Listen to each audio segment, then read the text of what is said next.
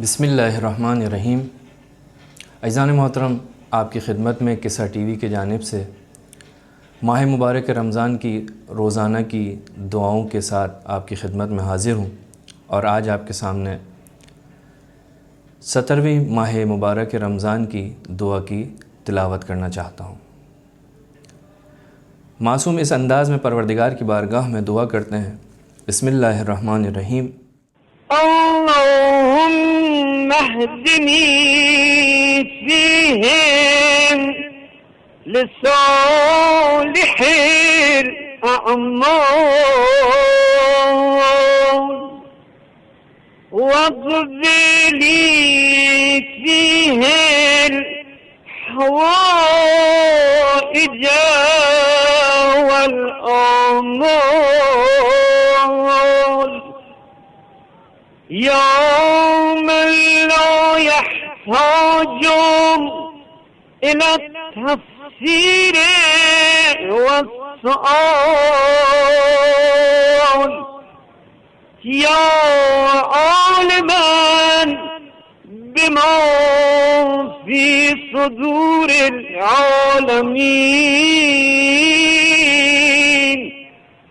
صل على محمد وآلہ الطاہرین۔ عزیزان محترم، مختصر سی دعا ہے لیکن عجیب چیزوں کا سوال ہے۔ وہ چیزیں کہ جو انسان کی زندگی کے لیے، انسان کی آخرت کے لیے سب سے زیادہ اہمیت کی حامل ہیں۔ پہلے فقرے میں جو سوال کیا جا رہا ہے وہ ہدایت کا ہے۔ پروردگار ہماری ہدایت کر، کس کی طرف؟ ہدایت یعنی رہنمائی۔ کس چیز کی طرف ہدایت کر؟ نیک اعمال کی طرف۔ لہٰذا فرمایا پروردگار مجھے اعمال صالحہ کی طرف ہدایت کر، نیک اعمال کی طرف۔ کیوں؟ کیونکہ ہدایت کا حق فقط و فقط تجھے حاصل ہے۔ اگر تیری ہدایت نہ ہو تو میں گمراہ ہو جاؤں گا۔ بالاصالہ اگر کوئی ہدایت کرنے کا حق رکھتا ہے تو وہ ہے پروردگار، اور پھر اس کے بعد وہ افراد کہ جنہیں پروردگار عالم نے اس حق سے نوازا ہے۔ بس اگر کسی کو خدا کی ہدایت نصیب نہ ہو تو اس کی کوئی بھی ہدایت نہیں کر سکتا۔ معارف میں ہم کتب میں پڑھتے ہیں کہ ہدایت دو طرح کی ہے۔ ایک ہدایت تکوینی ہے، اور ایک ہدایت تشریعی۔ ہدایت تکوینی وہ کہ جو پروردگار عالم نے کائنات میں پائی جانے والی تمام مخلوقات کی لیے مقرر کی۔ جمادات، حیوانات، انسان، نباتات، جتنی بھی مخلوقات ہیں ان کے لیے پروردگار عالم نے خاص طرز ہدایت کو مقرر کیا جس کا نام ہے ہدایت تکوینی۔ ایک ہدایت تشریعی ہے جو ہم انسانوں سے تعلق رکھتی ہے۔ اس کے لیے پروردگار عالم قرآن مجید نازل کرتا ہے۔ اس ہدایت کے لیے پروردگار عالم انبیاء کو بھیجتا ہے۔ اس ہدایت کے لیے پروردگار عالم نے ائمہ معصومین کو بھیجا۔ یہ وہ ہدایت ہے کہ جو قرآن مجید میں بھی جس کا مختلف مقامات پر ذکر ہوا۔ کتاب کی ہدایت، نبیوں کے ذریعے ہدایت۔ اگر یہ ہدایت مل جائے، ہم صاحبان ہدایت میں سے ہو جائیں، تو پہلی بات تو یہ کہ اس ہدایت کے لیے ان اعمال صالحہ کی طرف ہدایت کے لیے 3 چیزوں کا ہونا بہت ضروری ہے۔ ایک، سب سے پہلی چیز اللہ کی یاد، دوسری چیز توبہ، تیسری چیز صبر، اور ایک اور چیز جو نقل ہوئی ہے روایات میں وہ ہے رزق حلال۔ اگر یہ 4 چیزیں انسان کی زندگی میں ہوں تو اس کی اعمال صالح کی طرف ہدایت ہوتی ہے۔ اور صالح اور ہدایت یافتہ افراد کی کچھ نشانیاں بھی پروردگار عالم نے قرآن مجید میں بیان کی ہیں۔ سورہ بقرہ کی ابتدائی آیات کی اگر ہم تلاوت کریں تو وہاں پر پروردگار عالم یہی فرماتا ہے کہ ذالک الکتاب لا ریب فیہ ھدی للمتقین الذین یؤمنون بالغیب، صاحبان ہدایت کی جو نشانیاں بیان کی گئی ہیں وہ ان کی سب سے پہلی نشانی ہے کہ وہ اہل تقوی ہیں، وہ غیب پر ایمان رکھتے ہیں، وہ نماز قائم کرتے ہیں، وہ انفاق کرتے ہیں، وہ قرآن پر ایمان رکھتے ہیں، وہ آسمانی کتب پر ایمان رکھتے ہیں، وہ آخرت پر یقین رکھتے ہیں۔ اگر ایسا ہو جائے انسان ان نشانیوں کے ساتھ ہو تو پھر اس کا نتیجہ کیا ہے؟ اس کا نتیجہ ہے کامیابی۔ اولئک ھم المفلحون، وہ لوگ کیا ہیں؟ کامیاب ہیں، فلاح پانے والے ہیں۔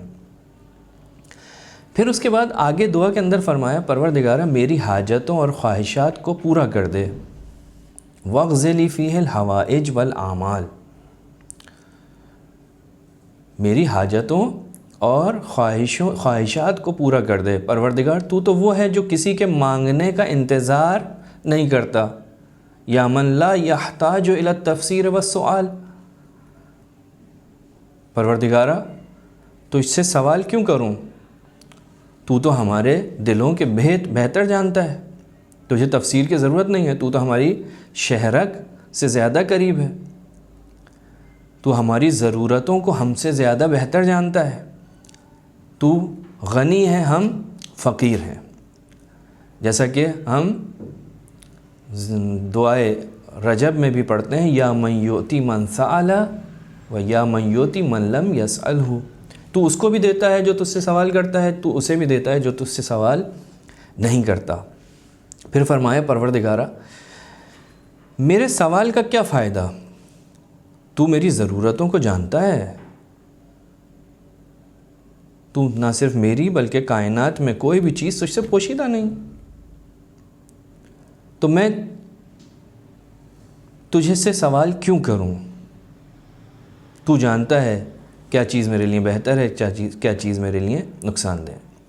عزیزان محترم، اگر ایسا ہے تو پھر کیا ضرورت ہے دعا کرنے کی؟ جیسا کہ یہاں پہ بھی ہے، ہم کیا ضرورت ہے کہ ہم اپنی حاجات کو پروردگار عالم کی خدمت میں عرض کریں؟ تو سب سے پہلی بات تو یہ کہ پروردگار عالم سے دعا کرنا اس کا حکم کی تعمیل کرنا ہے۔ وہ خود قرآن مجید میں فرماتا ہے ادعونی استجب لکم، وہ یہاں تک فرماتا ہے ان الذین یستکبرون عن عبادتی، جو لوگ بھی مجھ سے میری طرف رخ نہیں کرتے، میری عبادت سے منہ پھیرتے ہیں، سیدخلون جہنم داخرین، ان کو جہنم میں ڈال دوں گا۔ بس سب سے پہلی چیز یہ کہ قرآن اور روایات کے اندر یہ آپ کو ہمیں سب کو حکم دیا گیا ہے کہ دعا مانگو، حقیر ترین چیز کے لیے، کم ترین چیز کے لیے بھی تم پروردگار عالم سے دعا مانگو۔ دوسری چیز یہ کہ دعا اس لیے نہیں ہے کہ صرف ہماری حاجتیں ہم اس سے طلب کریں، بلکہ دعا اس لیے ہے کہ ہم اپنا رابطہ اپنے رب سے مضبوط کریں۔ دعا اس لیے ہے کہ ہم اپنے آپ کو تلقین کریں کہ وہ خالق ہے، ہم اس کے بندے ہیں۔ جب ہم اس کی بارگاہ میں اپنے ہاتھ بلند کریں گے تو اس وقت ہمیں یہ احساس ہوگا کہ ہم عاجز ہیں، ہمارے اندر انکساری ہونی چاہیے کہ ہم کس کی بارگاہ میں کھڑے ہیں۔